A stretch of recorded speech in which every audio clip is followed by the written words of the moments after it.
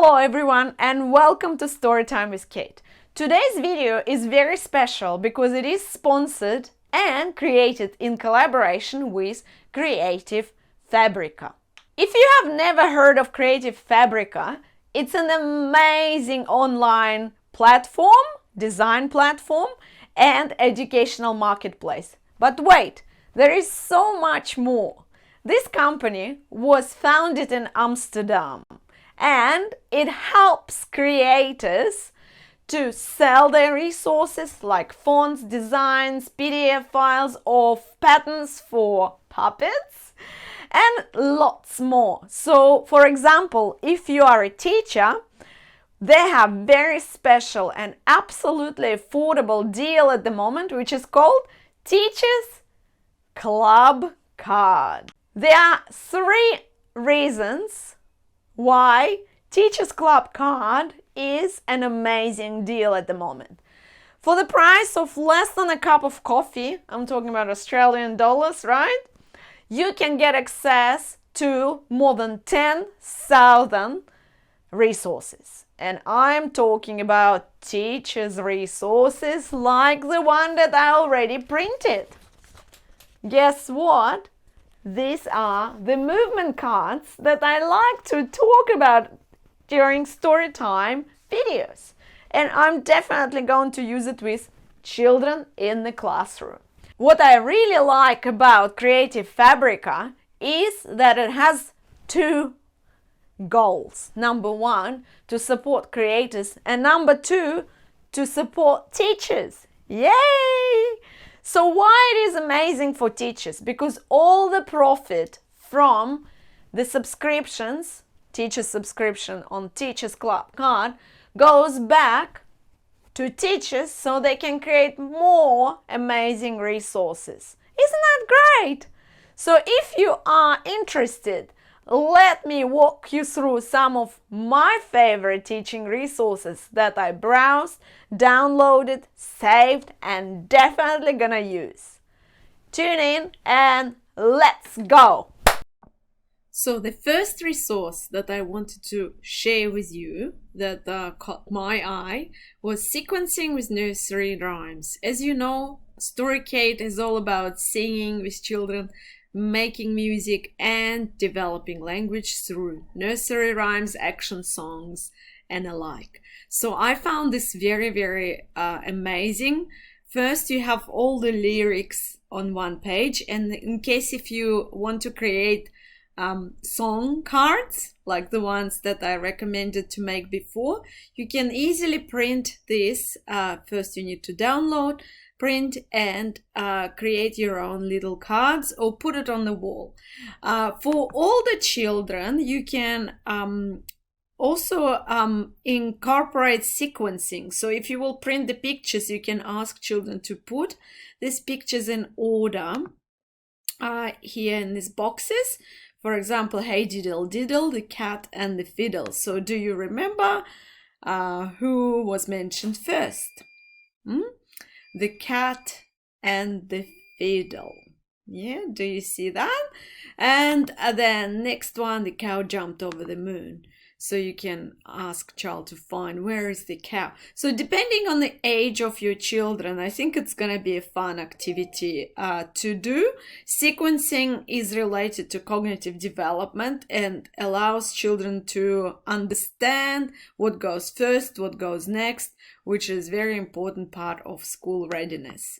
Apart from hey a diddle diddle, there was another one that I really liked, Itsy Bitsy Spider. I have quite a lot of videos on Itsy Bitsy Spider and even felt story. This can be turned into a visual story, magnetic story, whatever you put these pictures on, but pictures are amazing. I absolutely love them. So all you need is to cut them out, print them out, cut them out, and then use either as story cards, put them on your story stones, or create felt pieces.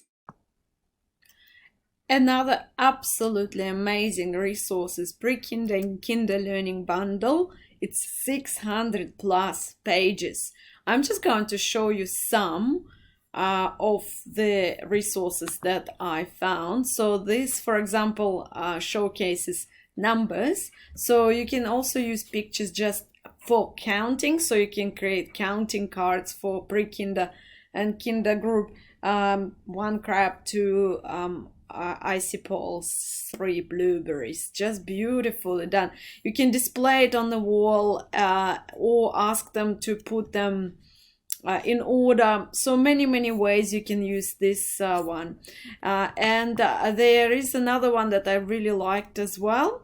It's quite long and it's got baby animals, it's got big and small, which can be introduced. But what I particularly liked in terms of inquiry learning and STEM, science, technology, engineering and design, life cycles. For example, I am teaching at university, and my students who are pre-service teachers quite often have to do a so-called nature portfolio, so which can be supplemented by resources like that.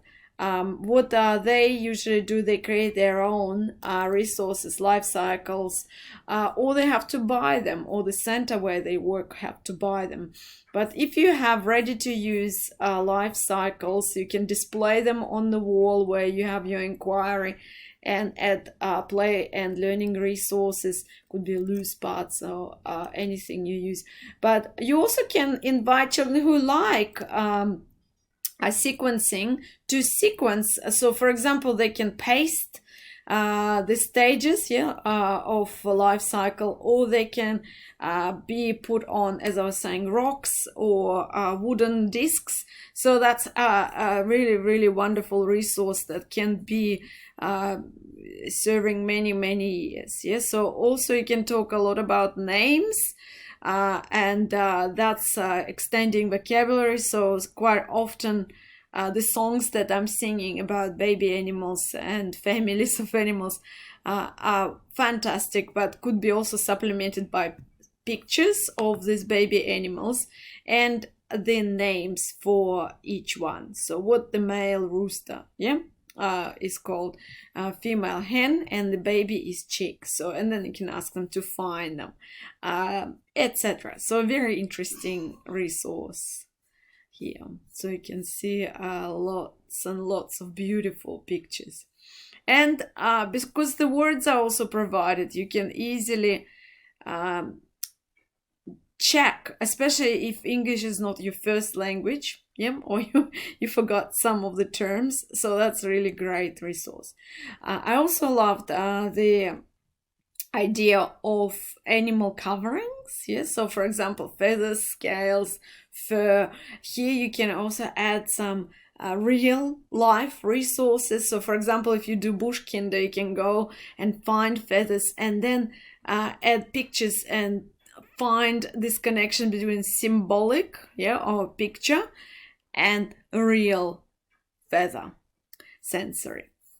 Got my attention was a tracing book, Animal Kids, Monkey and Friend. I wouldn't say that it is an educational resource. It's more like relaxing, like mindful drawing and scribbling. But it's good to develop this pencil grip and sometimes to wait, and relax. So for example, if you are sitting at the doctor and you need child something to do instead of the phone, this might be an interesting activity that is playful. It's not play and it's not creativity, but it's really good stuff. Another great one that I liked was related to anxiety coping skills.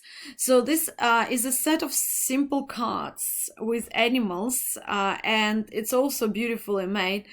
And they do normalize different reactions. So we all have bad days.